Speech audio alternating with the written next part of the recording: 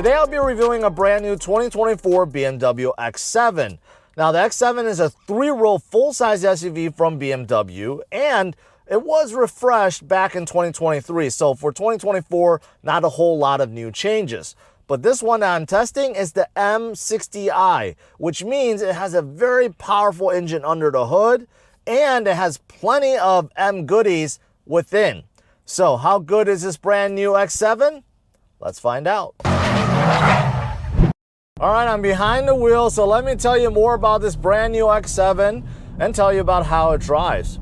First of all, I did mention that there was a refresh back in 2023, so this is still the same generation that debuted back in 2019, although it does look a little bit different now. The upgrade, pretty controversial. BMW always pushes the envelope when it comes to styling.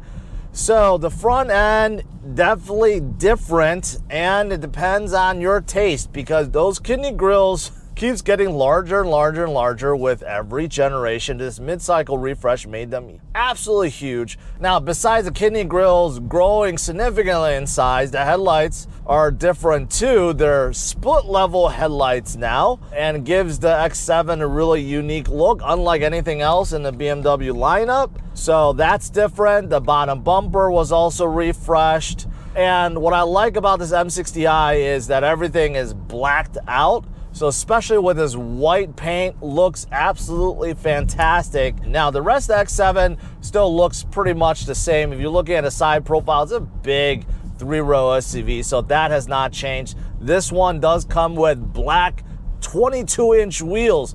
They are massive and they look pretty spectacular if you ask me. And everything else on the outside is either blackened out or this nice white paint. I love the contrast. I think it looks absolutely amazing. And same thing on out back. The rear end has been refreshed slightly. Hard to notice, but I do like those tailpipes underneath. Quad tailpipes, black in color again, adding to the contrast. Overall, I think this X7 is a pretty handsome SUV. It just depends on if you like the new styling or not. Now, because this is an X7, it's a large 3-row full-size SUV, although full-size with the asterisk, because when you look at a full-size SUV from BMW or from Mercedes or from Audi, they're significantly smaller than the full-size SUVs from the American companies like Lincoln and Cadillac and now Jeep. However, with that said, even though the American 3-row SUVs are significantly larger than the German ones, but it's still a big SUV. So if you want to haul 6 passengers, maybe 7, you can. So let's start out back. So the X7 has a clamshell tailgate. It's kind of unique. When you open up with your key fob, you'll notice it's just like kind of like top half. And then there's another button to open up the bottom half, which a lot of people like. It makes it easy to sit on or to load things in, right, without opening the whole thing. But if you look at behind the third row, you have a small amount of cargo room. You have some hidden storage underneath, and you have a whole bunch of buttons on the left side, which I like because there's a couple of them that's labeled max. One is for max cargo room and one is for max passenger room. So depending on which one you press, the BMW will automatically reconfigure the seats for you. The thing is, with this X7, you can't fold down the second row. They can only move forward, which really limits your cargo room. In almost every single SUV I've tested, the second row could fold down flat or somewhat flat. So if you wanted to load large items or a lot of luggage or big and tall things, you can. Unfortunately, with this X7, you cannot. So it's almost kind of pointless to put that max feature there because all you could do with the second row is just move them forward. That's it. That's really unfortunate. Now, how do you get in the third row? Well, quite simple. In the second row, if you pull on the seat back, it's automatic. The seat will move forward and tilt upwards for you. It's not too bad. I mean, I get a good amount of space to move in the rear. And once in the rear, it's not so bad for adults. My knees do hit against the front, the second row seats, but if you move up a little bit, I think it's adequate for adults for short trips, but definitely good for kids. And back there, not bad. You get a USB port on each side, you get climate controls on top, and you get another little sunroof just for the third row passengers. What's awesome is you could also control it back there. There's actually a button that you could press to open it up from the third row. You could also control it from the second row too, which is kind of strange, but BMW puts a lot of buttons everywhere so that you could pretty much control anything from anywhere within the car. So that is pretty cool. Now, something else that kind of sucks about the third row or third row access is that the captain chairs in between, very narrow, and then you have the armrest. So with the armrest there, you can't, even kids can't get through. So the only way to get out is to wait for the second row to move upwards and then get out. Unfortunately, the captain chair setup, not optimal in terms of third row access. Now the second row is very comfortable. BMW did design this X7 really well for the second row passengers. You get sunshades, which are automatic. There's buttons on each door panel, and there's a button to control the giant panoramic sunroof on top and this third row sunroof, so you can control plenty of things. Also, if you look, you have your own climate control, you have your USB ports, you got heated seats, and also I forgot to mention, third row also gets heated seats. So third row, second row, and the first row, every row gets heated seats. And moving up front, plenty of room too. Plenty of headroom, plenty of shoulder room, hip room. So you have a good amount of space inside this X7. Not as big as the American luxury full-size SUVs, but still plenty of it for families. And up front, of course, you get even more features. For example, heated and ventilated seats. Yes, heated steering wheel. Yes, you have massage chairs up front. Yes, plenty of options in terms of you want full body activation or not, and then upper, lower. I mean, there's so many options to choose from. But what I like is there's a dedicated button to that too. Most cars don't have a dedicated massage button, but this X7 does, and I like that. It's next to the memory seats. Also, there's more buttons for your sunshades, for your folding mirrors. I mean, there's plenty of buttons in here, plenty of controls for everything. Now, the options don't just stop there. This M60i is pretty much fully loaded with everything that you would want. In front of you, you have this giant screen, actually two screens, merged together. Your digital gauge cluster is about 12.3 inches. The infotainment is 15 inches, and it looks nice. It curves. And if that's not all, you also do have a heads-up display in here. So you really got like 3 screens going. It's a nice setup. The digital gauge cluster in front of you is pretty much set. You do see all the essentials, obviously, your speed and your RPM, your fuel economy and all that stuff. If you press this button, you could flip through some of your trip computer, but it really doesn't change until you change the modes. So if you go in Sport, Sport Plus, or Eco, then the digital gauge cluster kind of changes the graphics. It looks cooler, right? But it's kind of set, unlike Mercedes, for example, where you can change the views depending on what you have a mood for. You could even go off-road and you could just make the whole thing navigation. Mercedes customizes a bit more than BMW does, but it gets the job done. Now, the infotainment system running the latest iDrive, well, I like this. This is nice. The screen is definitely noticeably bigger than most manufacturers that give you like a 12.3 inch screen. This 15 inch, you could definitely see there's more real estate there, right? And I think it's pretty easy to use. You just scroll left and right? There's plenty of widgets that you can choose from. You can also add your own widgets, and they're very easy to tell. There are a lot of apps though, a ton of apps for you to choose, so it'll take you some time to get used to it. Of course, wireless Apple CarPlay, wireless Android Auto are standard. There's also your own personal assistant, and I mentioned there's plenty of things that you can also look at, from ambient lighting to massage chairs. There's a lot going on. Now, one thing you do have to get used to is the climate menu, because there's no physical button for climate control anymore. So you hit that climate menu, the screen pops up, and you have like 100 different options to choose from, right? In terms of heated and ventilated seats, heated steering wheel, the fan, whether you want it to be high, low, balance. I mean, there's just so much going on, the temperature, and of course you select for the driver and passenger, right? I'll say this could get overwhelming.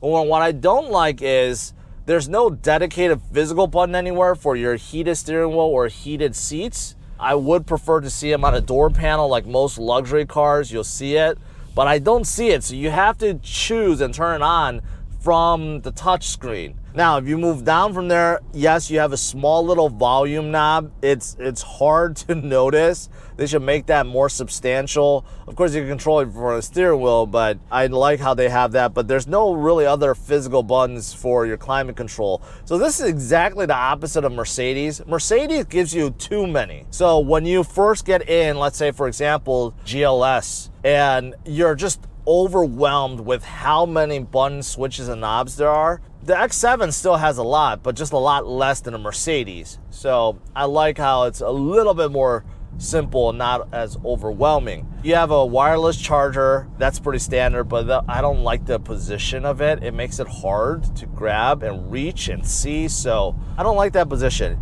You have cup holders. Cup holders are also heated or ventilated, depending on if you have coffee or a soft drink. Yes, it could either be cooled or heated. Moving on to the center console, you have a whole bunch of stuff. You got to get used to the fact that there's this new style shifter. It's not button based, it's not rotary based, it's a toggle based, and it's quite small. You could overlook it. The push button start is there. You also have some sport modes, and then you have a big knob and a few capacitive touch buttons to control your infotainment system in case you didn't want to use your fingertips. And then finally you have a little toggle for your height adjustment.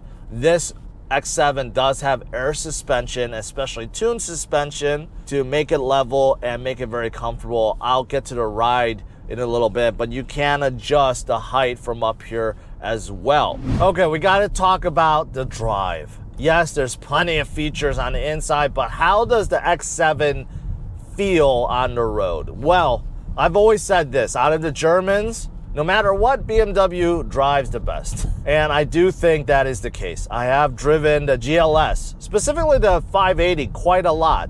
And I will say that this X7 M60i, which goes head-on, competes head-on with the 580, I do feel like this drives better. In fact, this is probably one of the best driving SUVs I've ever tested. BMWs, they just drive so well. But why? Why is that? Well, let's start out with the steering. First of all, the steering wheel, I like it. It's an M steering wheel. It's really nice and thick. It feels really good in your hands. The overall look is quite simple, and I would prefer if the buttons and the paddle shifters were updated. It looks a little outdated in my opinion, and it looks also a little bit cheap. Those buttons should be chrome or aluminum or something like that, but I love the thickness. It feels really good in your hands, and the steering feel is second to none. There's really no play, zero play in the steering. It's super precise, and I love the weight of it. The weight feels perfect. Doesn't feel artificial. Doesn't feel too heavy either. It just has the right balance. And because it's a BMW, this X7 feels very planted as well. This is a big, high-riding SUV. But because this is the M version, sort of, not the official M, but the M60i, the suspension has been tuned heavily to make sure that this doesn't feel like a boat. So it's very good around corners. You don't feel a lot of body roll, right? And combined with this ultra precise steering, you just feel like you're so in control. There's something about it that others just can't mimic or replicate. Others are close, like Mercedes, pretty close, but just not the same. So I really love the combination. Also, the suspension, because of air suspension, you know, BMW did their magic. Even with these large 22-inch wheels, the ride is so comfortable. It's really comfortable. All the potholes and dips and imperfections, I really don't feel them. It's just like you're gliding on a cloud, but a cloud that you can control very very precisely. And it's not just the steering or the suspension either. The throttle is perfect. BMW made sure their throttle feels light, responsive, and the car reacts to it appropriately. And it's the same with brakes. I don't know why a lot of German cars, the brakes are very twitchy, comes on really strong. The X7 also at times feels like that. Sometimes it's hard to get a perfect stop, but other times it just feels really good. You combine that with a very quiet cabin, not the quietest cabin, but it's quiet. It's definitely quiet. And then also you put together the great visibility. You're riding really high off the ground, much higher than others. The windows, no matter where you look at, nice and big, great visibility all around. So it's just a really nice drive. When you put it all together, it's just really good. Whoa. This is an M60i. This is no normal X7. That means under the hood, you get a twin turbo V8 that was upgraded in 2023. It has like this mild hybrid setup attached to it. So this is now producing 523 horsepower and 533 pound-feet of torque. So that's significantly more than its counterpart from Mercedes, the GLS 580. You get plenty of power when you need it. Otherwise, when you're driving around, it just feels comfortable. The transmission, make sure you have plenty of power. Make sure that you're in the right gear at all times. So the drive is really good. That's why I think that this X7 for this class probably drives the best. So far I've said a lot of great things about this X7. Are there any negatives? Well, yeah, of course there are. And I've mentioned a few already. For example, getting into a third row and getting out of the third row is a little bit difficult because you can't really climb in between those captain chairs. Also, I don't like the fact that you can't fold down the second row seats. Even though this is a very expensive SUV, but there are times maybe you want to haul something large and you can't fold down the second row. I think that's a big negative. Also, I did mention about the heated and ventilated seats, no dedicated buttons to them. So a lot of people will be fumbling around wondering why there's no dedicated buttons on the door panels or somewhere else. Yeah, that's kind of a negative too. There are other inconveniences as well. I did mention about the wireless charger. It's in a weird spot. Also, the engine auto start-stop functionality. There's no dedicated button, at least not that I see anywhere, that you could shut it off. You know, most cars, that's the number one thing I do is shut it off. With this X7, I really can't because I don't know where it is. Now, the good thing about this system is because of the mild hybrid setup, the engine could turn on and off really quickly. And I'd say pretty smoothly, much better than some of the other previous systems. So it's okay if the engine does shut off and turn on, except who knows what that's going to do to the starter over long periods. But yeah, there's no dedicated button for that as well. The heads-up display also doesn't have a dedicated button. Sometimes you just want to turn it off very easily. I have no clue how to turn off at this point. I'm sure it's somewhere I have to dig inside the menu, and that relates to another negative is that there are a lot of things inside the menu. So if you are looking for something specific, unless you knew exactly where to go, it would take you like 10 minutes to find. Just like the massage chairs. Good thing there are dedicated buttons to it, because if there were not, I would not know how to pull it up. I mean, there's just so much going on. And I know luxury manufacturers want to cram as much as they can. But hey, if you're just in a hurry and you're not familiar or you're not tech savvy, it's going to take you 100 years to find inside the infotainment system. Now, besides all the inconveniences, there are a few other things that I would say are negatives. For example, if you look at the cabin, I think overall the cabin is nice. You have plenty of carbon fiber, some black trim, use of aluminum, right? Yes, you see that all around. And, you know, it looks good. Does it look like a six-figure car? I would say yeah. But when you compare this to its biggest competitor, GLS 580, in my opinion, GLS 580 has a better interior.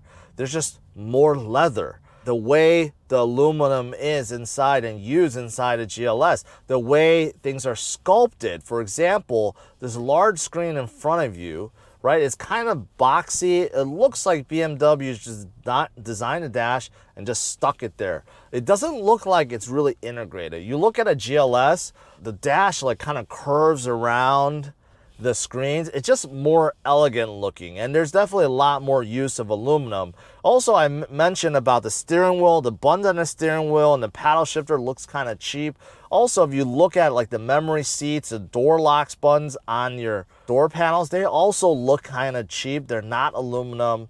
So there are places inside that looks a little bit dated, and it shouldn't be. And overall, I think the interior is just not quite as nice as its competitor, the GLS 580. Also, something else is the size too. If you do compare this on paper, I'm sure the physical dimensions is very similar, if not identical, to the GLS 580. But on the inside, it definitely doesn't feel as big, especially in the second row or the third row. It just seems like this X7 is a little bit smaller than the competition. Even though it's not small, it's just smaller than the competition. So that's also something that's negative. And then the last thing I want to talk about is the exhaust. This is considered an M variant of the X7, and it does have a throaty V8, or it should. The exhaust is very muted.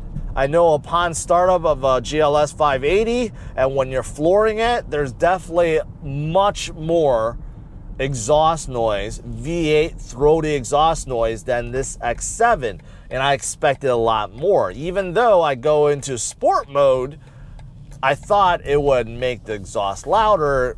It didn't. It didn't. So that's also a negative. Now, as for pricing, it really depends on which trim level you choose. It makes a big difference. However, even with each individual trim, there are plenty of packages and add-on features that can drive prices higher.